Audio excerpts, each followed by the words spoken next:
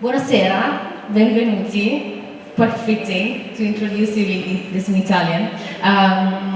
So welcome to the end of the first day of the special selection and spectral curation that we invited the organizers of the Milano Design Film Festival to contribute to MATMO 2020, which is a program that we have run here at MAT since we reopened on June 10, and it's going to continue until the beginning of 2021. It's a program that we have assembled with a variety of locally based and international contributors, curators, individuals, collectives, and organizations like the Milano Design Film Festival. I'm Beatrice Leanza, I'm the director of MAT, so welcome again. I'll just spend 2-3 minutes to read, in fact, a short message that the organizer of the festival prepared, given for COVID-related reasons they could not be here with us today, and then I'll pass over to our two guests for this evening. The festival was founded in 2013 by 3 women, Silvia Robertazzi, Antonella Dedini, and Porzia Bergamasco. And they thought the videos could be an excellent way to share issues and ideas about contemporary living, not only with architects and designers, but also to anybody interested to learn about projects focusing on social issues and everyday life. For this event, they selected 11 documentaries, including feature films, short films, to give you all the opportunity to reflect on these topics. With its documentaries, the festival invites you to a sort of round-the-world trip in the past and in the present, showing small and big stories around architecture. So the general program of the festival and the program that they proposed here for this event in Lisbon is meant as a guide for an itinerary through eras and styles, approaches and methods, needs achieved and needs neglected. The aim is to show the interpretations that the project proposals offer and the experiences that they trigger. While there is no intention to judge, there is a clear intention to offer a choice, to better understand, together with you, the public, the potentials and the limits of architecture, to understand how crucial it can be for the development of society itself, and to evaluate as well the political side of architecture, the one that lies in the projects and the discipline itself, as well as the one existing in the relationship with public authorities and the real estate business. Everything that surrounds us has a profound meaning for the individual and the community. It creates the memories of cities and nations and the way the rest of the world lives and sees these cities and nations. So it creates unique cultural heritages. For this reason, it is of paramount importance to review mistakes, teachings, and behaviors of the past and compare them with today. So in conclusion, to learn and improve when possible. So learning by watching is a motto of the Milano Design Film Festival that they hope is their contribution to this initiative to be useful for the present and future debates on the reasons of architecture.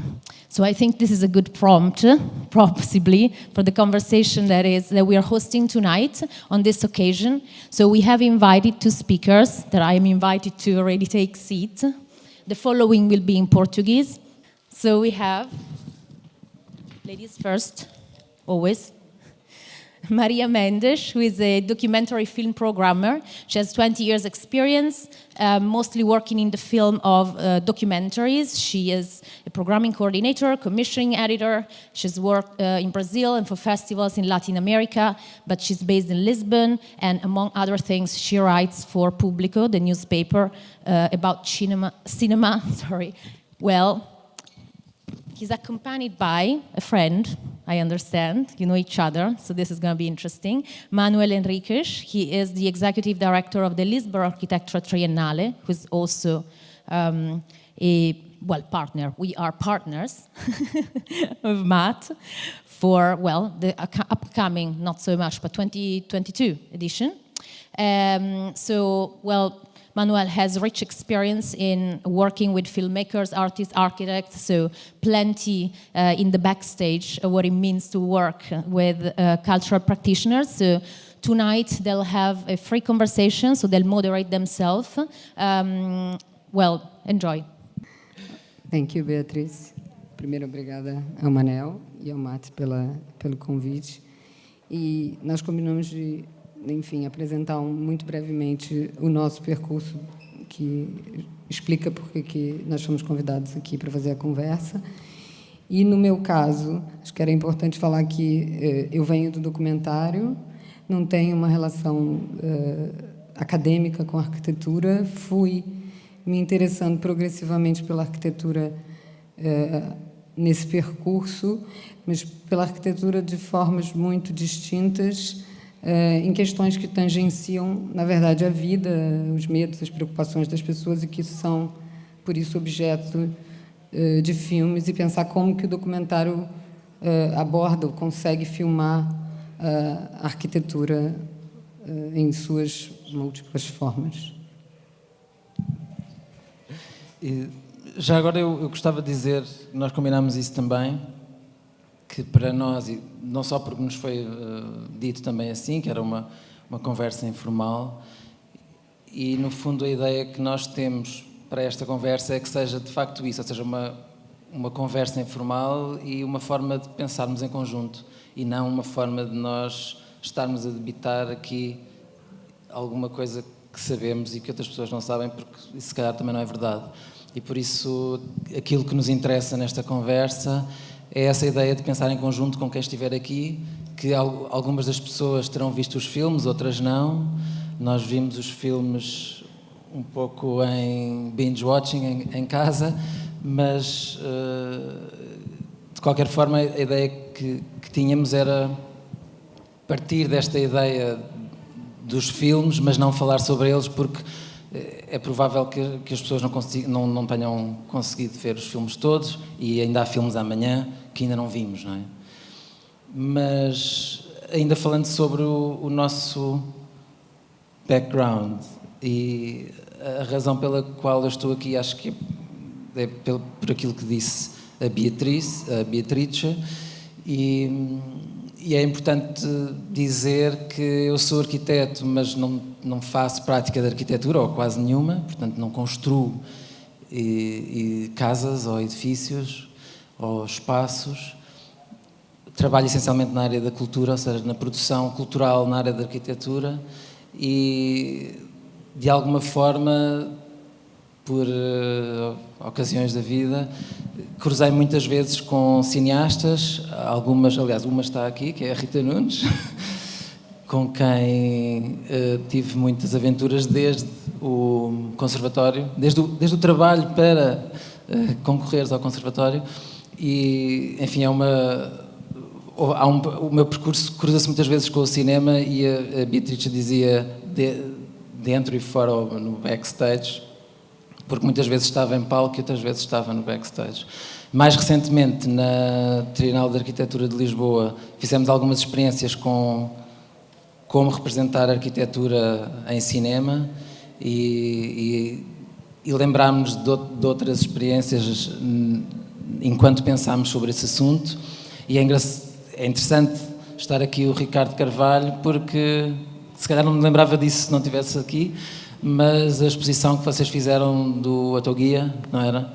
Que foi uma das primeiras exposições, se calhar, em Portugal, que aproveitou essa ideia do cinema para mostrar o percurso, aquilo que faz com que a arquitetura não seja facilmente representável, que é o tempo e a duração, a transformação do espaço através do percurso. Mas eu estou muito contente de estar aqui com a Maria, porque é quem tem mais, no fundo, mais bagagem ao nível do cinema documental, porque é a área dela, e eu sou, no fundo, um curioso do cinema documental. A minha área é outra.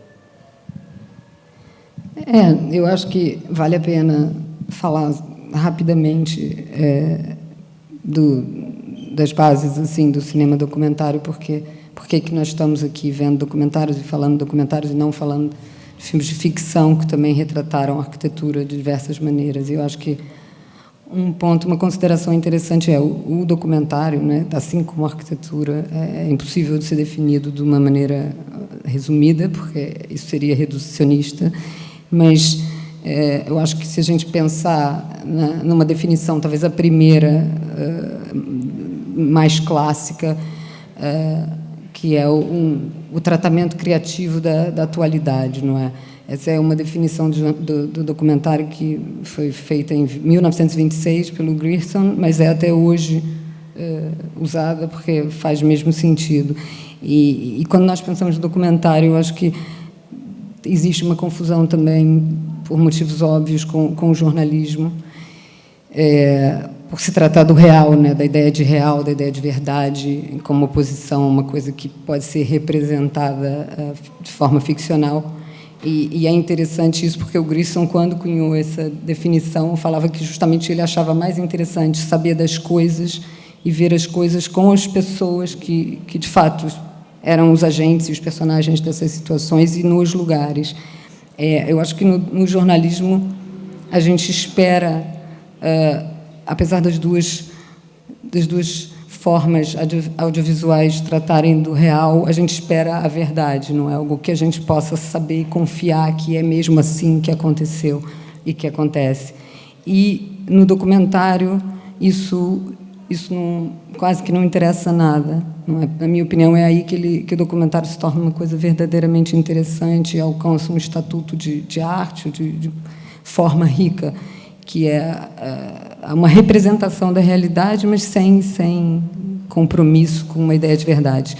E, por isso, eu acho que, já na própria concepção do que é o documentário, ele ele encontra a arquitetura, no meu ponto de vista, de uma forma muito interessante, como um documento indissociável do seu tempo, do tempo que é feito. Não é? Ele vai ficar como um registro, assim como uma construção, um prédio vai ser sempre um registro daquele tempo que foi feito, que foi pensado.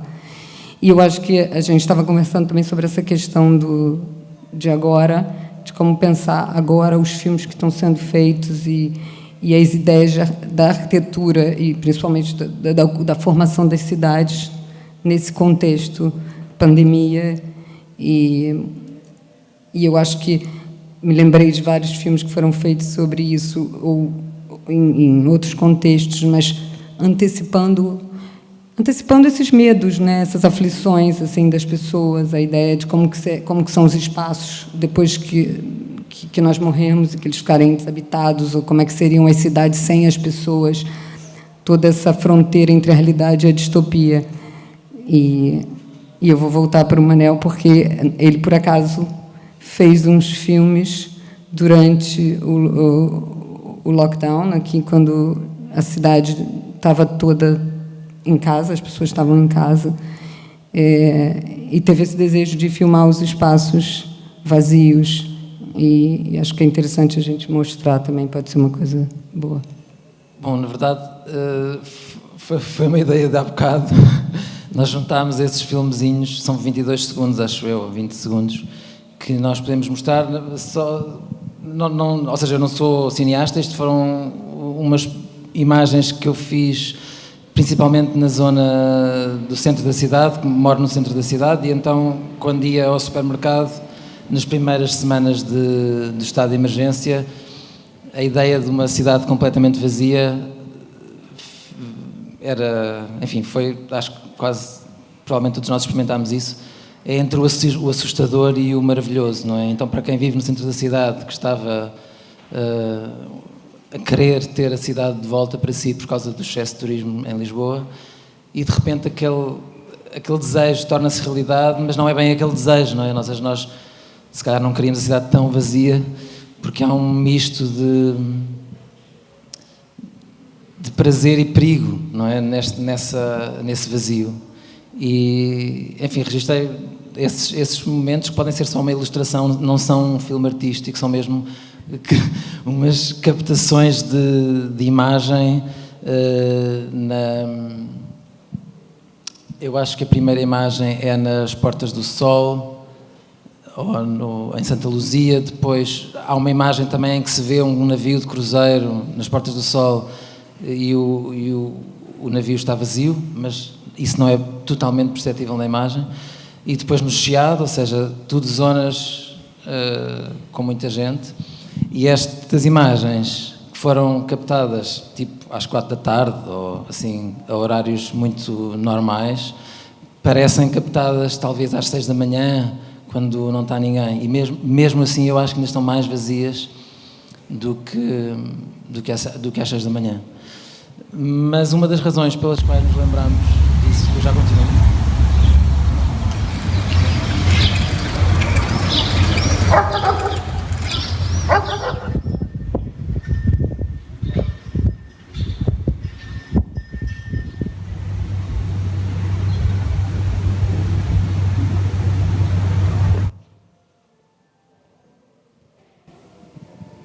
Era mais ou menos isto, acho que houve um problema numa última imagem. Sim, está ótimo. Acho que perceberam a ideia, não havia mais filmes, mas eram todos muito curtos. Mas na verdade, lembrei-me destes filmes e mostrei à Maria, porque dos filmes que hoje foram vistos aqui, e eu sei que muita gente aqui não os viu, mas assim muito sucintamente, há uma série de filmes sobre ruínas ou espaços que não estão habitados porque nunca foram habitados, aquelas cidades inteiras na China que são construídas à semelhança de outros espaços e que por alguma razão económica acabaram por não acontecer, ou o outro filme que era das ruínas das cenografias. Sim, para cinema. Esse passa amanhã. Mas tem também aquele das réplicas, que de alguma forma é um dos longas, chamado The Real Thing, e é sobre cidades que reproduzem miniaturas de monumentos ou de lugares muito visitados no mundo, tipo uma Torre Eiffel com um terço do tamanho, e mesmo Taj Mahal, e que há pessoas que escolhem viver ali. E o que leva essas pessoas a querer viver na Costa do Marfim, dentro de uma reprodução do Taj Mahal? Ou seja, nós percebemos que dentro dos filmes há vários que abordam essas questões da arquitetura, mas, na verdade, não só da ideia da falha, né, que você mencionou agora, quando a gente vê as imagens das ruínas, que são desde sempre um objeto super de interesse do documentário. Eu acho que as pessoas, em geral, têm um fascínio por isso, mas também dos movimentos do mundo dentro da globalização e das consequências disso. Ou seja, por isso estávamos falando como um documento do nosso tempo, não é? E eu acho que esses filmes retratam também um desejo de registrar e documentar um estado quase que surreal, e que provoca também uma certa ansiedade sobre como é que as coisas vão ser, não é? É como as pessoas diziam, como é que sair à rua agora? Quer dizer, a nossa ideia das cidades desabitadas ou vazias vinha da ficção apocalíptica, não é? Não era uma coisa que nós não tenhamos visto nunca. E, de repente, isso está literalmente à porta, e eu achei muito interessante você ter tido essa vontade, como acho que algumas outras pessoas tiveram, de documentar, de fazer um filme, porque é o avesso do efêmero, não é? A ideia de que aquilo fica e que aquele documento permanece, que vai ser um documento do tempo, como eu acho que, como a própria arquitetura as construções são. Quando você vê a ruína e vê um conjunto habitacional, um projeto social que falhou e que fica ali um monumento daquilo, não é? Fica ali a história de uma coisa, de uma intenção que não chegou nunca ou que funcionou, mas que depois não funcionou mais. E eu acho que isso é um reflexo da nossa existência, não é? dos nossos anseios, nossas preocupações. E se calhar ainda nesta pista de lançar pistas para uma conversa e que seja, ou seja, que possamos fazê-la em conjunto. Uma das outras questões que pensámos foi o facto destes filmes que estamos a ver serem objetos de um determinado momento e de um determinado olhar, como dizia a Maria, e ao mesmo tempo o facto desses mesmos objetos serem transformados quando nós os vemos, não é? Ou seja, eles, não só nós, cada um de nós vê a cidade ou aquela arquitetura de uma determinada maneira, mas no fundo aquele objeto ele transforma-se mesmo, ou seja, ele modifica-se de facto a partir do nosso olhar. E estas curtas captações de imagem feitas em Lisboa, no fundo era um bocado essa tentativa de tentar perceber, ou seja, tentar vê-las depois e perceber o que é que elas significam e o que é que a cidade sem pessoas ou esvaziada de ação, porque não são só as pessoas não estarem lá, é nós sabermos que de facto não há ali ação. O que é que isso faz da cidade? Ou seja, no que é que isso a transforma? Eu não tenho uma resposta para isto, mas foram questões que pensámos e que pensámos entre ontem e hoje. Não são reflexões que têm um ano, mas são reflexões que nos passaram pela cabeça também por causa daquilo que fazemos ou que estamos a fazer. E voltando um bocado, se calhar, àquilo que falei da experiência do espaço onde estou a trabalhar ou daquilo que estou a fazer em termos de produção cultural ou de apresentação na área da arquitetura, também por causa da pandemia tivemos que repensar um dos eventos que temos, que é o Open House, que é um evento de ver espaços, portanto, de visitar espaços. É um evento muito concorrido, o público adere em massa e em abril, maio, tivemos que decidir como é que ia ser esse evento, que é em setembro. Nessa altura nós não sabíamos o que é que ia acontecer e tínhamos que decidir porque o evento não se organiza num mês e de facto são muitos meses para organizar e por isso tivemos que arranjar uma solução que permitisse acontecer, se fosse qual fosse a diretiva da Direção-Geral de Saúde. Então resolvemos fazer uma outra forma de visitar a arquitetura ou de dar a conhecer projetos de arquitetura ou, enfim, arquiteturas a um público que não é um público técnico ou conhecedor em termos de que estudou para tal. E então convidámos pessoas para fazerem percursos sonoros na cidade. Portanto, convidamos as pessoas para sair de portas em vez de entrarem em casa como normalmente fazíamos. E isso vai acontecer agora no dia 26 e 27 de setembro, isto é mais ou menos publicidade, mas na verdade o que achámos interessante nisso, na forma como isso nos levou a pensar outras formas de mostrar a arquitetura, que não é uma exposição, é um evento, mas podia ser uma exposição, mas em que já nem sequer há a imagem, ou seja, só há o som. E como é que com o som é possível também fazer só com o som transmitir essa ideia de espaço, de explicar o que é que estamos a ver, o que é que isso significa para quem está a ouvir e como é que o espaço se transforma realmente. Esta se calhar é a parte mais difícil de explicar para mim, porque não sou filósofo, mas como é que o espaço se transforma realmente a partir da forma como eu o ouço, ou como é que tu o ouves, ou como é que outra pessoa o ouve.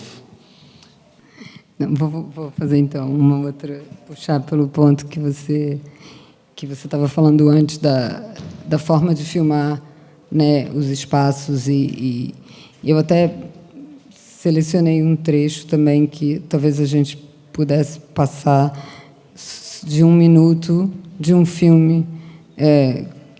Quem me conhece sabe que é um filme que eu gosto bastante, é um filme do Herzog, do Werner Herzog, sobre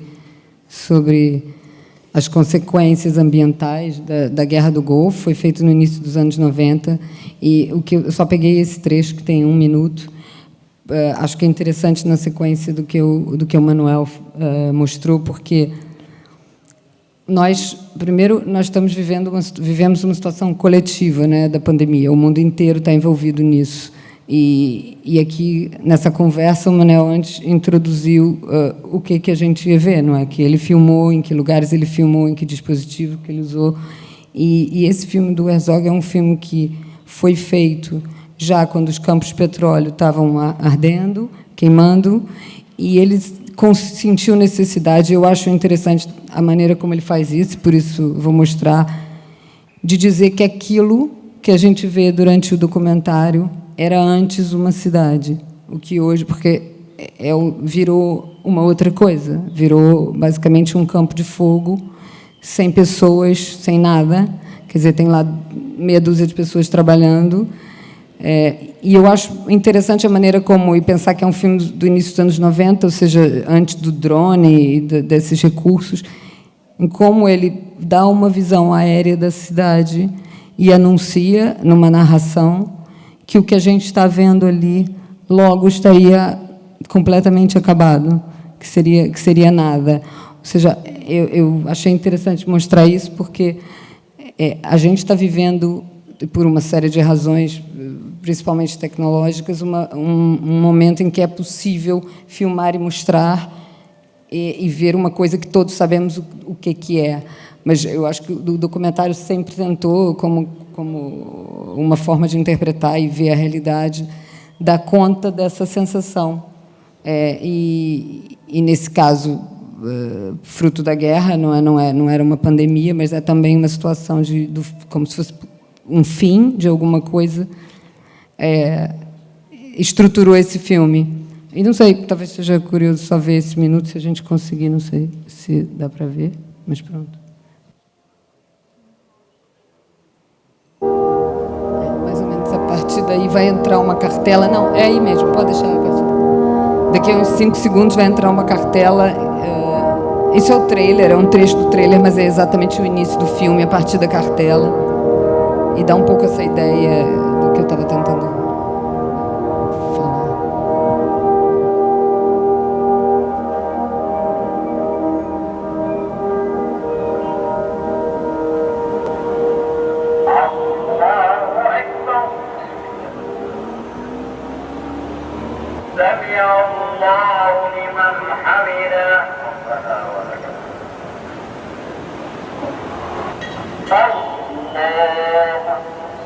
Something is looming over this city that will soon be laid waste by war. Now it is still alive, biding its time. Nobody has yet begun to suspect the impending doom.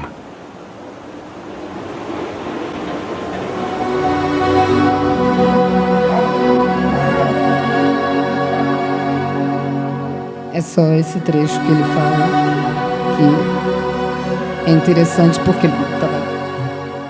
porque ele diz isso, ele regressa ao tempo, não é? O filme foi feito depois, e ele sente essa necessidade de mostrar o que era antes, dizendo ninguém ainda suspeita do que viria a acontecer. Isso é uma coisa particularmente interessante no filme, na ideia no documentário, não é? Porque a gente está sempre filmando o tempo presente, independente de estar usando o arquivo, vai ser sempre um documento do tempo que a gente está vivendo.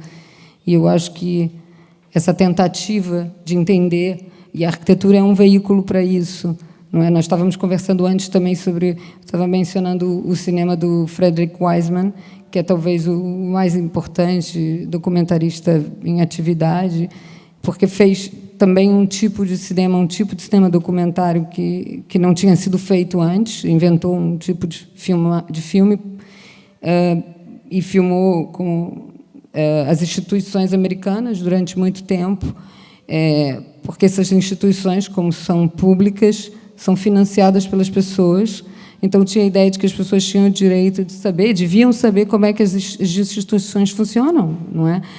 E ele tentou, dentro do estilo que ele criou, fazer um tipo de cinema que fosse o mais verdadeiro possível, ou seja, ele corta o som, não tem música, não tem ninguém falando para a tela, ele filmava durante imenso tempo um lugar, com a ideia de que as pessoas, por exemplo, como filmou um hospital público, filmou um manicômio, filmou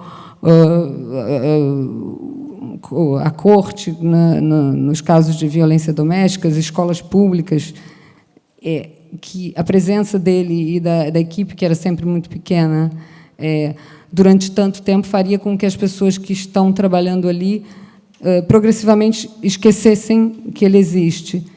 E eu achei interessante mencionar o Wiseman, porque, para mim, como fã dele também, o cinema que ele faz, os documentários dele são completamente mediados pela arquitetura, pelos prédios em que as coisas acontecem, ou seja, a relação das pessoas que ele filma com as construções, os prédios nos quais as situações se acontecem, são o próprio eixo da história, não é? Do que a gente vê. Não há como ver aquilo sem pensar. Se fosse sempre plano fechado, a gente não teria a mesma visão. É necessário perceber, para perceber as relações de poder e como as coisas estabelecem a ocupação daqueles espaços, a imponência daqueles prédios, a ideia do Estado, não é fácil, das pessoas diante daquilo, de como elas lidam com aquilo. E eu achei interessante mencionar isso, porque mesmo nesses filmes super curtos, você tem a tua relação com a cidade, que é a tua cidade, e a maneira como você sente necessidade de filmá-la no momento em que você, de certa maneira, não sabe como ela o que ela vai virar depois do que está acontecendo. Então, eu achei interessante falar isso, porque como sinto a necessidade de pensar o que é arquitetura, não é o que é filmar arquitetura. É filmar um prédio. Não, na verdade, a seleção dos filmes acho que reflete um pouco isso, né? Porque também há biografias de documentaristas, de arquitetos, documentários biopics. Ou seja, pode ser qualquer coisa, mas é fundamentalmente uma maneira da gente pensar a relação das pessoas, ou que filmam, ou que constroem, ou que habitam ou usam, com o tempo em que vivem. Essencialmente, acho que não é das duas formas, tanto o documentário quanto a arquitetura acabam se transformando de uma certa maneira nesse documento, monumento. Sim, essa ideia. Uma das perguntas que vinha no programa era sobre, não me lembro exatamente da pergunta, mas os monumentos, a arquitetura e os monumentos, ou os edifícios enquanto monumentos. E um dos filmes fala, não sei exatamente qual é que fala, mas pronto, não interessa, mas há um filme, eu acho que é o da manhã, o que tem 90 minutos, acho eu, que retrata 4 grandes edifícios em países diferentes. São edifícios,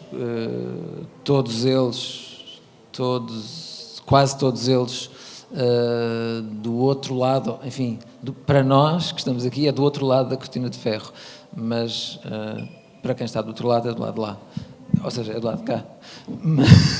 Mas o filme é muito interessante, porque começa exatamente com essa ideia do que é um palácio, porque o primeiro edifício é o Palácio do Povo,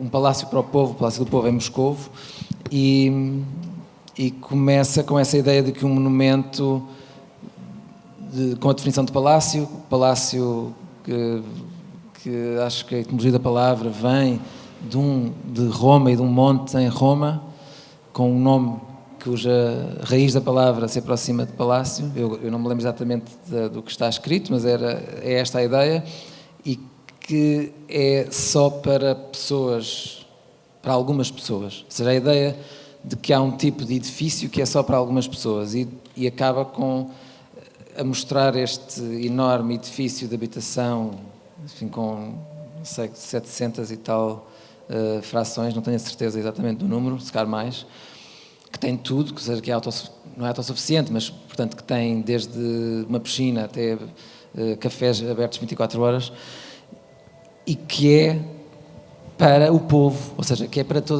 para qualquer pessoa, não é especificamente para alguém que está numa posição de poder, por uma razão qualquer, é para uma população de forma mais alargada. Claro que isto são edifícios ia dizer edifícios políticos, se calhar todos os edifícios são políticos de alguma maneira, mas nesse sentido que respondem a uma doutrina política ou a uma ideia, a uma ideologia política qualquer, neste caso específica, e que fazem e que são transformados por causa disso, ou são nomeados desta maneira por causa disso. E, aliás, é engraçado como essa ideia de palácio, que para nós aqui, eu acho que na maioria das línguas, palácio continua a ser um edifício especial, ou um edifício, exato, especial, maior, uma casa grande, e se calhar em italiano palácio é um edifício, é um prédio, ou seja, é uma forma muito mais vulgar de utilizar. E essa ideia de monumento, ou de um edifício grande que é um monumento, que é retratada também no filme, neste filme que a Maria falou há pouco, das cópias de monumentos, das cópias das pirâmides de Gizé, o Taj Mahal, por acaso é uma situação um bocadinho diferente, porque é um homem que faz um monumento para a mulher que morre e faz um mausoléu que é uma referência ao Taj Mahal, e que faz sozinho, quase, com o irmão, com materiais muito mais pobres do que os usados no Taj Mahal, e que o guarda, a missão da vida dele passou a ser guardar aquele monumento.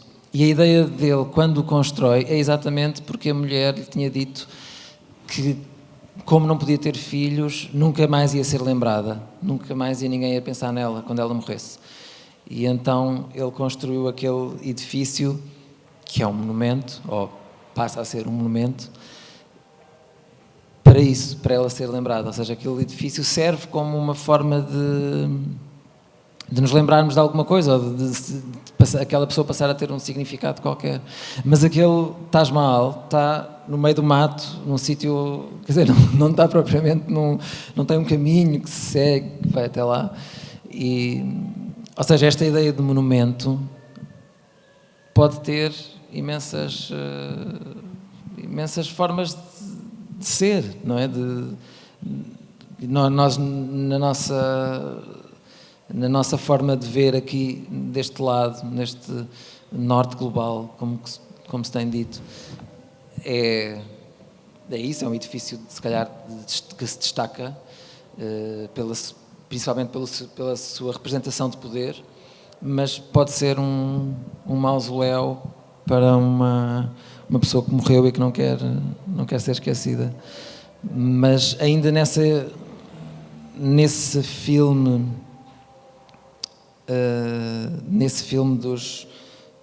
não no dos cenários abandonados, porque há estes dois filmes, na verdade é muito interessante esta comparação, se calhar, entre o filme que mostra cenários de filmes abandonados, ou seja, o cenário do Lawrence of Arabia, em Marrocos, ou havia um mais extraordinário, porque não tinha nada a ver com a localização onde estava, mas agora não me recordo qual é. Ou seja, filmes que não têm nada a ver com aquela localização e que recriam outra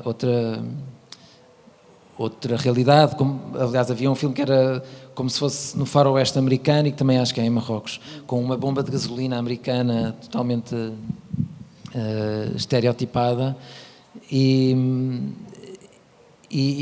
portanto há essas arquiteturas não são, mais do que estarem abandonadas, elas não são de facto arquiteturas, elas não são arquiteturas de verdade, no sentido que não são construídas para serem usadas, são construídas para fingirem que são alguma coisa.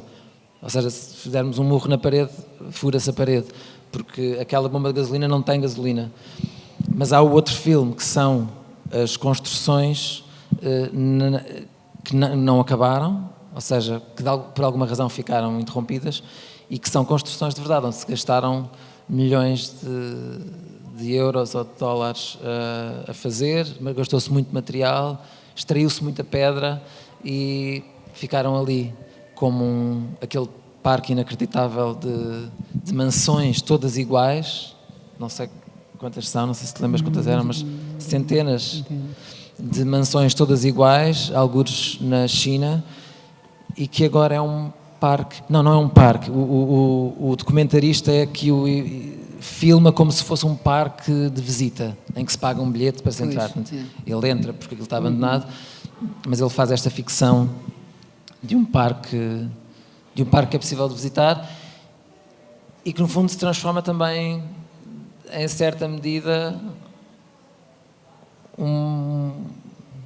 é difícil se calhar falar em monumento aqui, mas ele faz essa comparação das pirâmides de Gizé, passa para aquele parque inacreditável de dezenas e dezenas de mansões à semelhança de uma arquitetura ocidental, romântica e de ostentação, de poder. Eu achei interessante isso, pegando nisso que você falou, a ideia do monumento, não é? Porque assim a construção, não é, arquitetônica, assim de certa maneira como o filme, é uma coisa que poderia durar para sempre, ou seja, para muito além de quem a constrói, não é? E isso eu acho que isso dá a nós uma ideia de, quer dizer, não é bem uma negação da morte, mas uma ideia de permanência, não é? E eu acho que essa ideia da permanência traz segurança. E, curiosamente, coincidentemente, ontem, tendo sido 11 de setembro, houve várias... tem sempre várias... Esse comentário, e as pessoas sabem onde é que estavam no dia, e que falam sobre isso.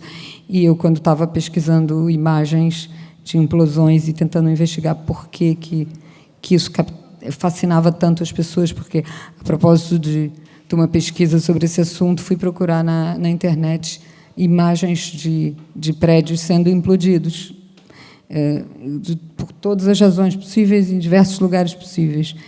E vi muitos vídeos, agora com o YouTube, muitos vídeos amadores de pessoas que sabiam que ia ter implosão de qualquer coisa, que estava abandonada, de um prédio, de um hospital no Rio de Janeiro, que foi uma coisa que eu especificamente procurei, e ficavam como se fosse uma festa, juntas, fazendo a contagem regressiva, e vibravam muito, assim, tinham claramente uma reação muito explosiva quando aquilo acontecia, por causa eu acho que a força dessa ideia de um monumento que vai ao chão, não é? É como se fosse a última fronteira, não é? Depois daquilo não tem nada.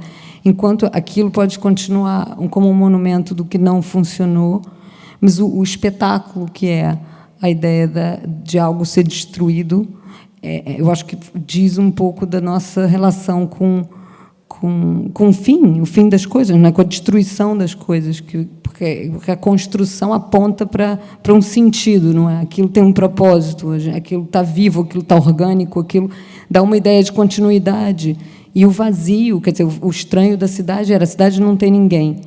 E agora? Por que não tem ninguém? Alguma coisa muito grave aconteceu, não é? Um monumento...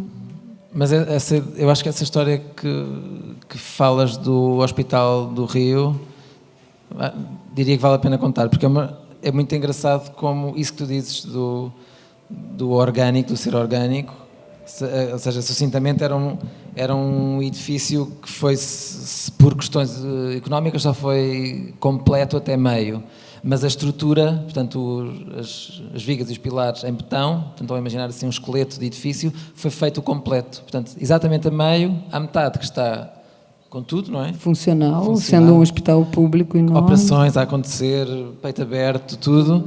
E há corredores onde, quando se chega ao fim, abre-se a porta e a seguir é um edifício... É uma ruína, na verdade, não é?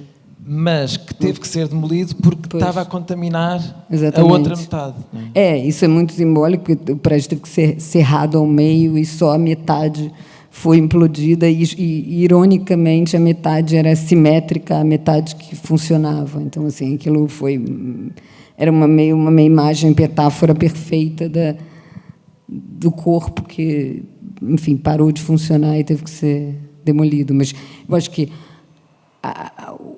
o nosso fascínio por essas imagens também tem a ver, tanto pelos monumentos, com a ideia da permanência, sabe? Porque que ela falou, ele sentiu a necessidade de construir, porque ela falou, ninguém vai lembrar de mim.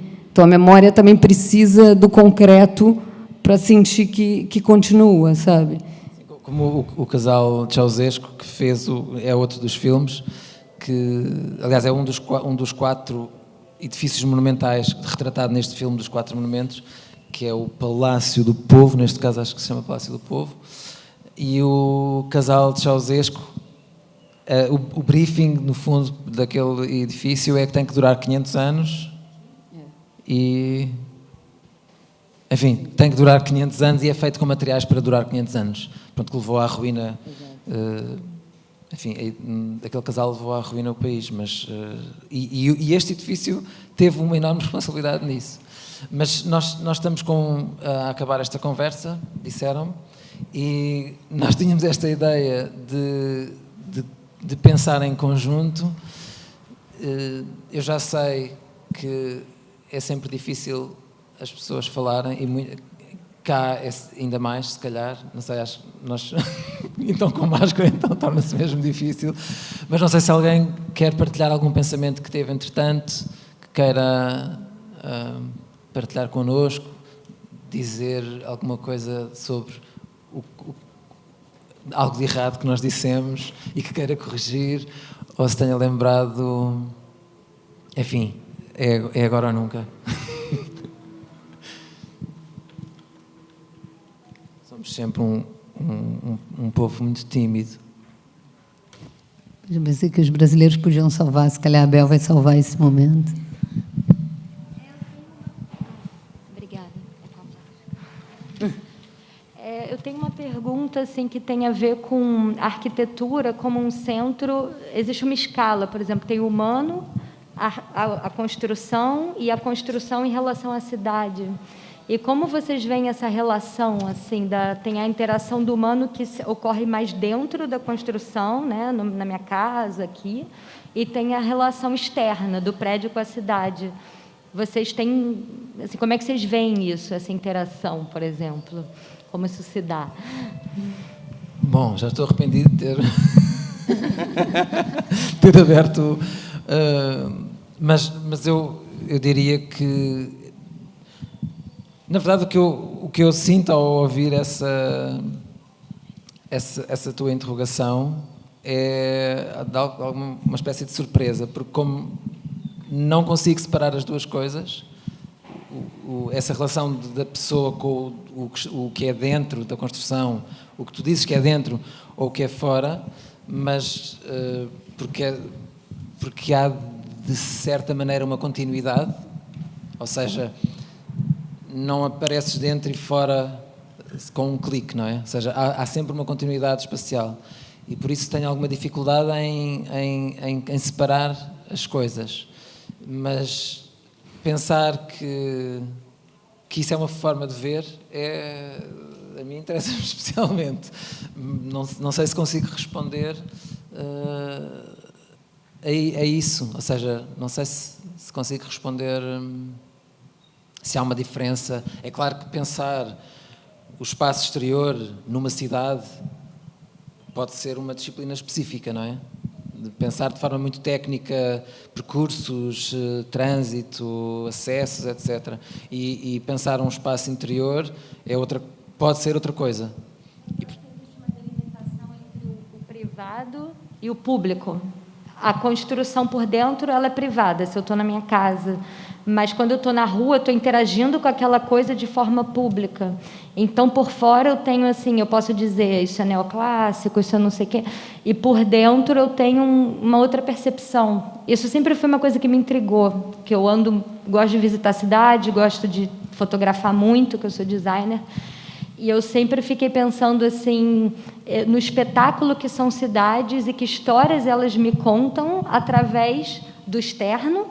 E também quando eu estou hospedada, por exemplo, na casa de alguém, eu tenho uma outra percepção da arquitetura em relação a como aquela casa funciona ou como aquelas igrejas daquele determinado lugar são, a divisão, enfim, é sempre uma coisa que me intrigou. E como vocês estão falando de filmes e construção, é uma forma de documentar também, assim, como eu posso contar a história de uma cidade pelo silêncio das suas construções, por exemplo. Não, eu não sei se estou pegando exatamente o ponto certo, mas nesse trecho do Herzog, o que eu acho que é interessante, porque falando do Wiseman, as coisas acontecem dentro dos prédios, não é dentro das construções, e você vê que são edifícios públicos, mas você vê a maneira como as pessoas se relacionam dentro daquele lugar e de que maneira aquele lugar atua como um mediador dessa relação de poder, não é? E eu acho, no documentário, de forma geral, é um pouco mais raro você ter essa noção do fora e do dentro ao mesmo tempo. Em geral, ou é muito comum. Quer dizer, por exemplo, eu estou pensando num filme de uma dupla de arquitetos que fazem cinema, que é o Willa Beca e a Louise Lemoine, que filmaram, por exemplo, o Barbican e foram comissionados para filmar o Barbican e filmaram durante 30 dias, optaram por fazer o Barbican indo cada dia dentro da casa de uma pessoa, como se fosse um diário. Ou seja, você tem o Barbican, você tem aquele monumento brutalista no centro de Londres, mas depois você tem a relação das pessoas que vivem lá dentro daquelas casas com o que é viver no Barbican e como que dentro da casa. No Brasil você tem o edifício Master, que também é um pouco isso, não é? Que é um prédio, um documentário do Eduardo Coutinho, que filma um prédio muito grande em Copacabana, com muitos apartamentos conjugados, mesmo de centenas. Então ele vai dentro da casa e a maneira como as pessoas se relacionam com a casa diz muito sobre quem são aquelas pessoas, não é? Claro. E através tem momentos que ele faz só planos estáticos, sem ninguém, sequenciais dos apartamentos, e é fascinante porque você está dentro de um bairro, numa cidade com milhões de pessoas, num bairro talvez um dos bairros mais densos de densidade populacional do centro da cidade do Rio de Janeiro, da Zona Sul, pelo menos, e essa relação do fora e do dentro. Tem uma das pessoas que fala: eu não gosto de viver nesse bairro, parece que as calçadas são pequenas, ou tem muitas pessoas, e eu estou sempre... Ou seja, você consegue... É um exemplo de um momento em que eu acho que você consegue ter no mesmo filme a relação das pessoas dentro das construções com fora, né, o prédio na cidade. E o próprio filme do Herzog, claro que depois não tem o dentro, porque tudo acaba. Mas eu acho interessante porque ele tenta situar, assim, o que vocês estão vendo é uma cidade, é o que vocês conhecem. Depois não tem... Tem a torre, tem como a cidade... Tem o Golfo, tem toda uma percepção, e eu acho que aquilo é fundamental para depois você perceber, de certa forma, a relação das pessoas com o que sobrou daquilo, porque você tem 2 entrevistas no meio do filme, mas que não falam da cidade como um todo, falam depois da experiência, sabe? Então, não sei, eu acho que não é muito comum, curiosamente, pelo menos nos filmes, você ter o fora e o dentro, mas eu acho que é muito interessante, porque se você filma só dentro, de fato, você perde ali uma dimensão fundamental da relação daquele lugar com o espaço em volta, não é? O espaço no qual ele está. No filme, o outro que se viu hoje, dos Shacks, do Daniel Schwartz, era... Isso é muito... Exato, nesse filme, por acaso, é um ótimo exemplo. Isso é super exemplo. evidente, porque são construções muito precárias, feitas pelas pessoas, portanto, Sim. com materiais que encontram, que compram, e normalmente muito pequenas, em lotes limitadíssimos, portanto, com áreas de implantação muito reduzidas, em que o primeiro andar, ou seja, fazer um primeiro andar é uma coisa extraordinária e quase revolucionária. Um segundo andar, no caso. Sim, um segundo andar, okay. Ou seja, além do térreo, fazer um segundo piso, né? O que seria? Exato, um segundo piso. E que uma das pessoas que é entrevistada e que fez esse segundo piso diz que enquanto o piso não ficou completo e as pessoas conseguiram perceber que, ok, funciona, praticamente era insultado, tipo, o que é que estás a fazer? Tipo, que sentido é que isso faz fazer uma construção acima. E o que ele queria, na verdade, era ter uma garagem. Ou seja, ele queria que a parte de baixo fosse a garagem do carro. E, na verdade, a casa é a dimensão da garagem. Portanto, depois só tem em cima